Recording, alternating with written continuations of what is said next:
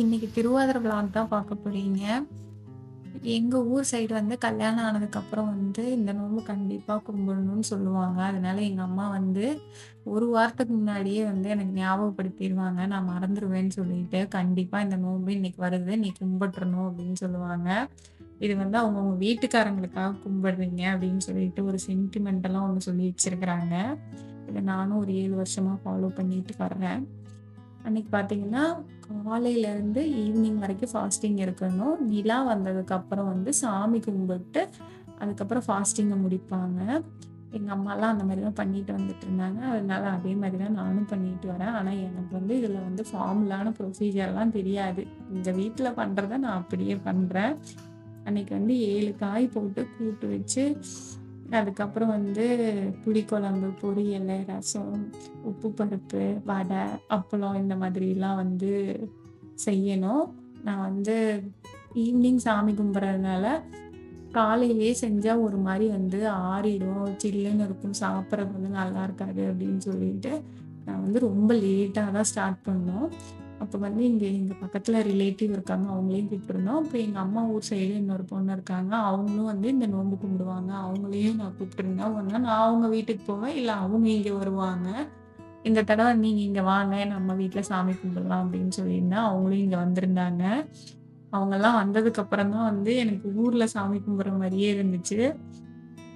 ஏன்னா, நாங்க நெறையா பேரு சேர்ந்து தான் சாமி கும்பிடுவோம். எங்க சித்தப்பா ஃபேமிலி, எங்க சின்ன தாத்தா ஃபேமிலி எல்லாமே சேர்ந்து ஒரு பெரிய கும்பலிங்கா வந்து ஒரு சாமி கும்பிடுவோம். ஸோ, அதனால ரொம்ப நல்லாருக்கும்.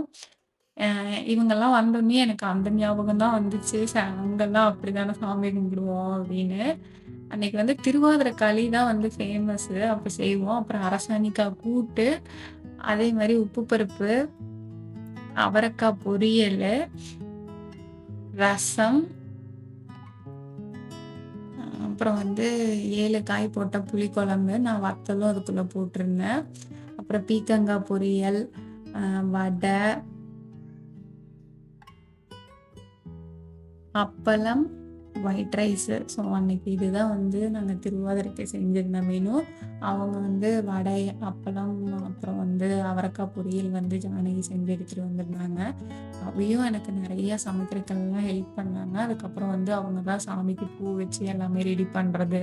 அதுக்கப்புறம் விளக்கெல்லாம் போட்டு வச்சது. எனக்கு நெறைய வேலை அவங்களே பண்ணி குடுத்துட்டாங்க.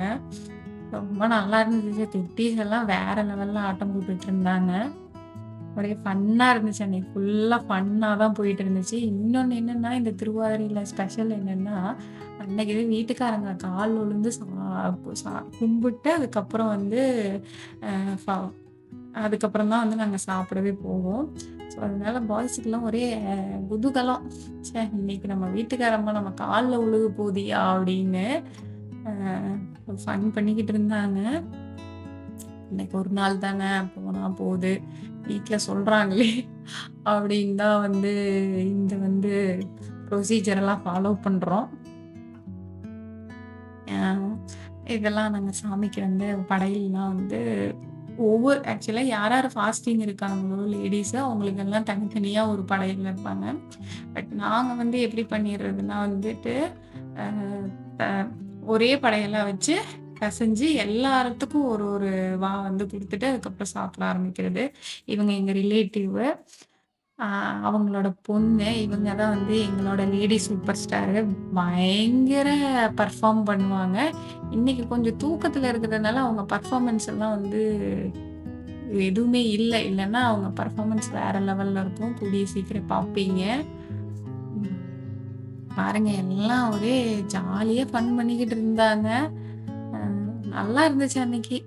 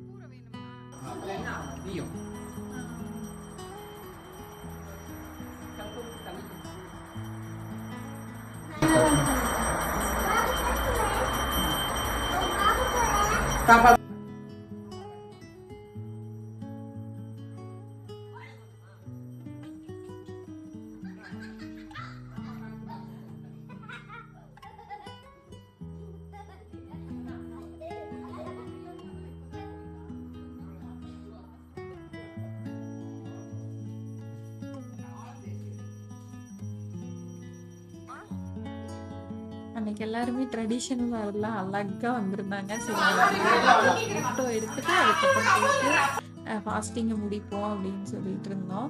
யாருமே வந்து பசிக்குதுன்னெலாம் வந்து அப்போ சொல்லலை. கொஞ்சம் நேரம் ஒவ்வொரு ஃபோட்டோவாக எடுத்து எடுத்து இது ஓகேவா அது ஓகேவான்ட்டு பண்ணிட்டு இருந்தோம். ஏன்னா சாப்பிட்டு முடிச்சிட்டோம்னா கண்டிப்பாக ஃபோட்டோ எடுக்கிறதுக்கெல்லாம் போக வேண்டாம். ஏன்னா உண்ட மயக்கத்தில் எங்காவது ஒரு ஓரமாக உட்காந்து கதை பேசலாம் அந்த மாதிரியா இருக்கும்.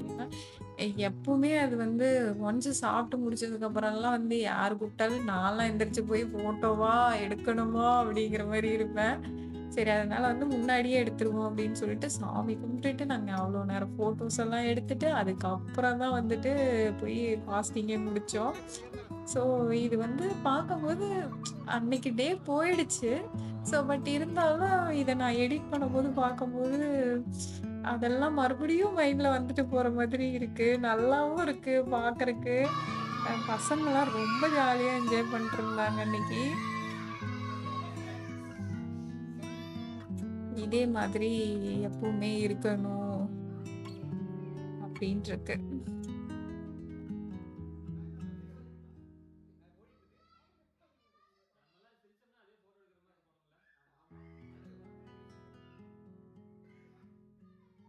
கண்டிப்பா இந்த வீடியோ பிடிக்கும்னு நம்புறேன். பிடிச்சிருந்துச்சுன்னா லைக் பண்ணுங்க, ஷேர் பண்ணுங்க. மறக்காம ஸ்டே வித் பிளாசம் சேனலுக்கு சப்ஸ்கிரைப் பண்ணுங்க.